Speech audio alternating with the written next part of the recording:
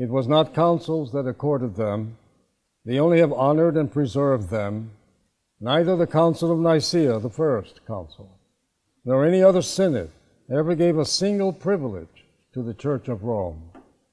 This was because they knew that in Peter, his see had obtained the plenitude of all power and received the direction of all the sheep of Christ.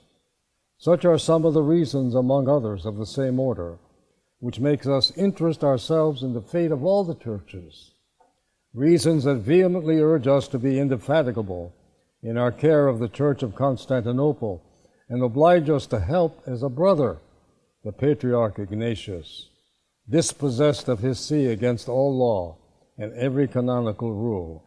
It is these privileges of our Church which, under divine inspiration, have also commanded us that Ignatius, being still alive, we must remove Photius, who has unjustly introduced himself into the Lord's sheepfold, driven out the shepherd, and scattered the sheep. From the honorable see he has usurped unjustly, and must exclude him from the communion of Christians. Now, modern historians, in the wake of Father Dvornek, have presented a better portrait of a truly remarkable man, the Patriarch Photius. Now, certain aspects of his character and facts concerning the controversies that took place during his two patriarchates remain obscure and debated, but the following remain clear regarding his role in the origins of the Byzantine Greek Schism. 1. Despite the excommunications he suffered from Rome, he was reconciled with Pope John VIII and died in communion with Rome. 2.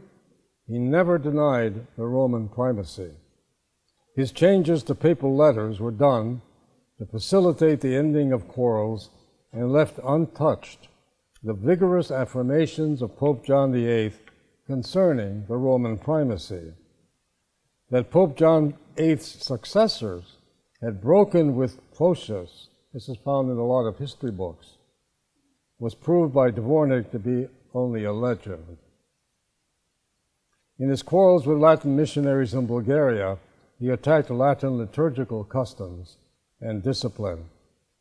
The Latins were accused of fasting on Saturday, repeating the chrismation administered by Byzantine priests, forbidding married priests, and most seriously, of corrupting the doctrine of the Trinity by inserting the filioque into the creed. These grievances were incorporated in his 867 encyclical to all the Eastern Patriarchs, which condemned what he called innovations. A council was held in Constantinople to deal with the Bulgarian situation. As previously mentioned, it declared Pope Nicholas deposed, which was accompanied by an anathema, or excommunication. It also proposed to the German Louis II, the Emperor Louis in the West, also opposed Pope Nicholas over political and administrative matters. And if Louis II would help in deposing Nicholas from his see, his title as emperor would be acknowledged in Constantinople if he would only remove Pope Nicholas from his throne. Pope Nicholas died unaware of the action of this robber council of 867, but his successor, Pope Hadrian II, held a Roman synod declaring Photius, the man who consecrated him bishop, Gregory Asbestos, and all those Photius had ordained, to be deposed and required to make reparation. All this would lead to what has been called the Eighth Ecumenical Council of 869-870. It was held in Constantinople, presided over by Pope Hadrian II's legates, and declared Photius a second Dioscorus. Those of you who know church history know that Dioscorus was the 5th century arch-heretic who dared to excommunicate Pope Leo the Great. in the Monophysite controversy of the 5th century. This Eighth Ecumenical Council went on to suspend and excommunicate Photius and his followers. These penalties were later lifted by Pope John VIII, who rehabilitated Photius as patriarch, put him back in his see, for the sake of peace, to put an end to the internal schism that had afflicted the Byzantine Church. Moreover, as Dvornik would show, there was no second schism of Photius, as previous historians had believed. For, though peace was restored between Rome and Byzantium, the liturgical intolerance exhibited by the Byzantine Greeks towards Latin customs and usages would bedevil Latin-Greek relations all through the Middle Ages. The Greeks, very sensitive to liturgical usage, extremely sensitive to this very day. If you read some of the polemics on the part of Orthodox writers who visit Catholic churches and see how the liturgy is so poorly celebrated, and in fact, in some cases, even degraded, you find that basically these liturgical grievances on their part remain a serious impediment to the reunion of the churches.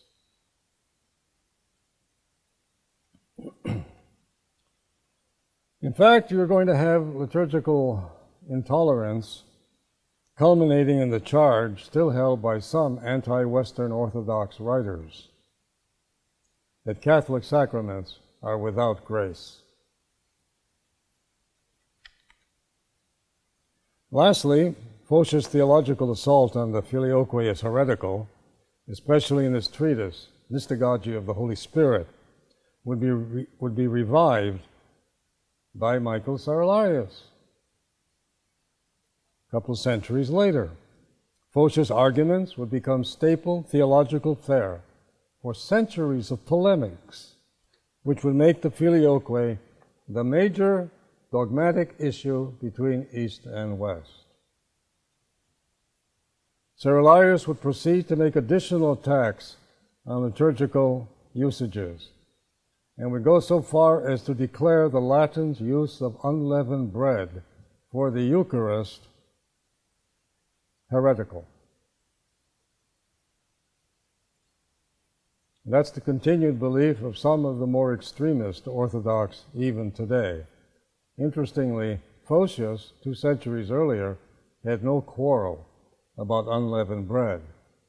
But in 1054, that was going to be the number one reason for breaking communion with the West, with the See of Rome.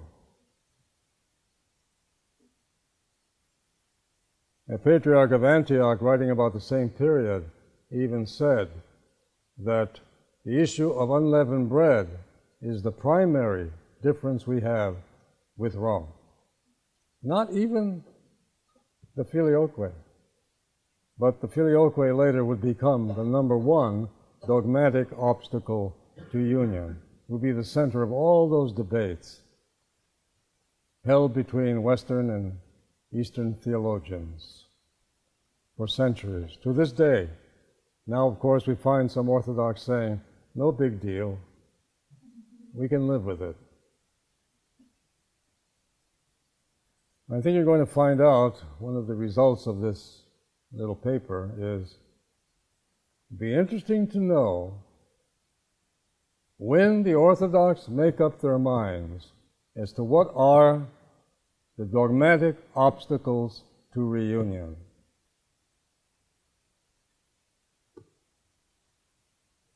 Because they're not agreed, as I think Dr. Postigi will point out.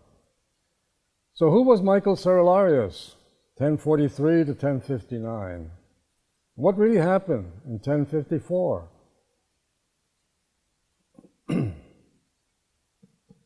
We've seen that Photius developed the theological case against the Filioque, and that was sort of dropped for a while. You don't hear anything about it until Michael Cerularius comes along to revive it as an issue. Now, Cyrillarius is perhaps the best known of the medieval patriarchs of Constantinople. This is because he's associated with 1054, which supposedly marked a formal schism between Rome and Constantinople. One modern historian was to write, Cyrillarius was perhaps the most ambitious and strong-willed prelate in Byzantine history. From the accounts left by his contemporaries, it is clear that the character of Cyrillarius was typified by a savage reserve, vindictiveness, and unbounded pride, and that he behaved as if he held the first place in Christendom. He was to prove more a politician than a churchman. He was a very poor theologian. He didn't know much theology, but he knew a lot of politics. At any rate, as we see, the events of 1054 did not result in a formal schism with Rome, but it did involve a quarrelsome break in relations with Rome with future grave consequences, because other Eastern patriarchs would follow Constantinople's lead in a formal schism by the beginning of the 13th century, where you have the first polemical attacks on the Roman primacy itself. Throughout the 12th century, it should be emphasized, many Byzantines, this is important to remember, in the 12th century, many Byzantines still remained in communion with Rome.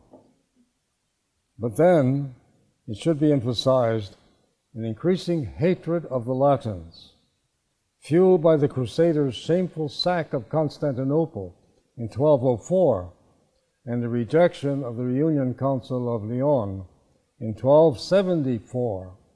The result of all that, clear. Many in the Byzantine Church were clearly no longer in full communion with Rome. For many of the Byzantines, certainly after 1274, the Latins, that is the Italians, the Franchi, the Franks, were barbarians, schismatics, and heretics. Cyrillarius was certainly a monk when he was enthroned as the ecumenical patriarch in 1043. He early involved himself in a political plot against the emperor Michael IV, apparently hoping to replace him on the throne. When made patriarch, he fulfilled his lifelong desire for a great career in the church. Throughout his long life, he proved to be arrogant, overbearing, and devoting his energies to exalting the prestige and power of the Byzantine Patriarchate over the other patriarchs of Antioch and Jerusalem. He tried to bring the separated Monophysite churches under his control and regarded himself certainly as the superior of the other three patriarchs, Alexandria, Antioch, and Jerusalem. Just as an aside, in the early church, you had really 5 patriarchates functioning. First was Rome, second was Alexandria, third was Antioch, fourth was Jerusalem, and then you have that upstart see, Constantinople, which sought for supremacy over the entire East. And this was something that troubled the Roman popes of the period from Leo the Great to Nicholas I. Well, Cyrillarius' political ambitions led him into the very un-Byzantine posture of criticizing imperial policy and stressing the superiority of his own position as ecumenical patriarch. And oh, that title, ecumenical patriarch, itself was to be the subject of controversy between Rome and Constantinople. What did ecumenical patriarch mean? All it meant was he was the imperial patriarch of the ecumeny, the empire, the Byzantine Empire. He was the leading prelate in the East. That's all it meant. But in Rome, ecumenical was translated as universal.